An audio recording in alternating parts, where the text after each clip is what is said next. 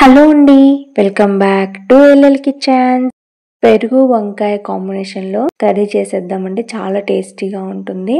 So మీరు ఎప్పుడైనా try చేయకపోతే ఇలా ట్రై చేయండి. ముందుగా అయితే ఇక్కడ నేను పెద్ద వంకాయని తీసుకొని రౌండ్ ముక్కల్లాగా కట్ చేసేసుకుంటున్నాను. చిన్న వంకాయలతో అయితే అంత బాగా ఉండదండి. సో పెద్ద వంకాయలే తీసుకోండి. మనం ఫ్రై చేసేటప్పుడు కూడా ఈజీగా ఉంటుంది.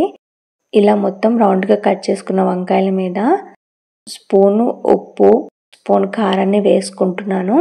మీ స్పైస్ లెవెల్ని బట్టి మీరు వేసుకోండి. హాఫ్ స్పూను గరం మసాలా, కొంచెం పసుపు వేసుకుంటున్నాను.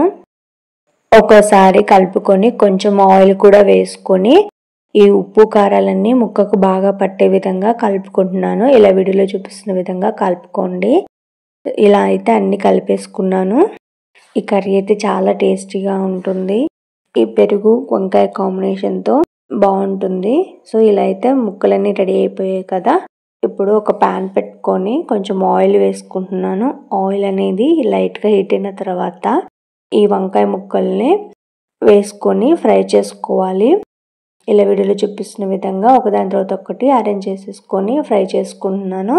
ఇలా మొత్తం ఫ్రై అయిన తర్వాత ఇలా ఉంటాయండి వంకాయలు అనేవి. ఇలా అన్నిటిని అయితే నేను ఫ్రై చేసేసుకున్నాను. ఇలా ఫ్రై అయిన వంకాయలని మనం రసం కాంబినేషన్తో అయినా తినవచ్చు.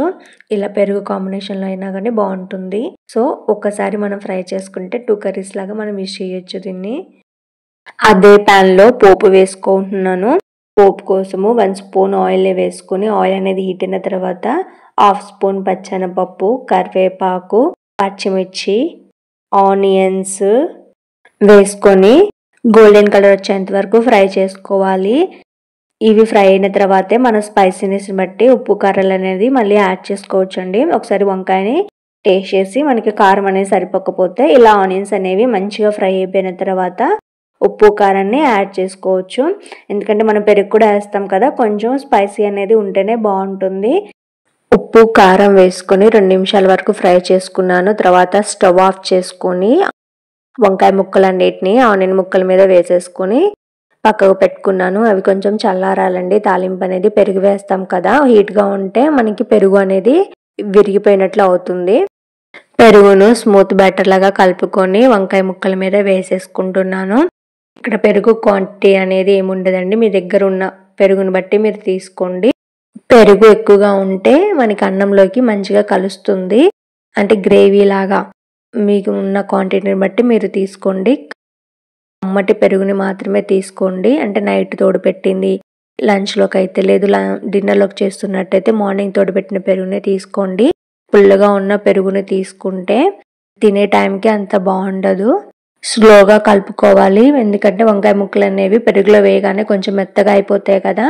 నిదానంగా కలుపుకున్న తర్వాత లాస్ట్లో కొంచెం కొత్తిమీర వేసుకుంటున్నాను. అంతే అండి, ఎమ్మీగా ఉండే పెరుగు కాంబినేషన్తో వంకాయ కర్రీ అనేది రెడీ అయిపోయింది. ఇలా మీరు ఎప్పుడు ట్రై చేయకపోతే ఒకసారి ట్రై చేయండి. టేస్ట్ అనేది చాలా బాగుంది. మీరు ట్రై చేసి టేస్ట్ ఎలా ఉందో కామెంట్ సెక్షన్లో చెప్పండి. ఈ వీడియో మీకు నచ్చినట్టయితే like and share and subscribe to my channel.